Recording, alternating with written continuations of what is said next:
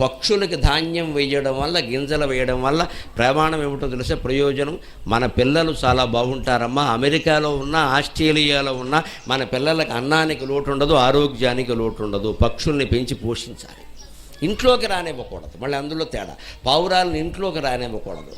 కుక్కల్ని, పిల్లుల్ని ఇంట్లో పెట్టుకుని పెంచకూడదు. బయటకు తీసుకెళ్ళి ఇంత ముద్ద పారేయాలి, పొమ్మని చెప్పాలి.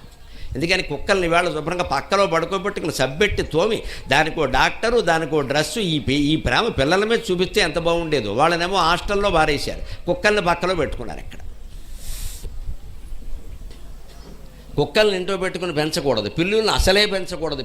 పిల్లి శరీరం నుంచి ఎప్పుడూ రోమాలు రాలుతూ ఉంటాయి. ఆ రోమాలు రాలేయంటే పసిపిల్లలకి రోగాలు వచ్చేస్తాయి. రోమాలు అంటే రోగాలే. పావురాళ్ళు ఇంట్లోకి వచ్చాయి అంటే రెక్కలు ఊడిపడతాయి. ఆ రెక్కల వల్ల క్యాన్సర్ కూడా వస్తుంది. కానీ మనం దూరం పెట్టక్కల. అవి ఎక్కడో ఉంటాయి. వాటి కింద గింజలు బారేసేది పొమ్మ.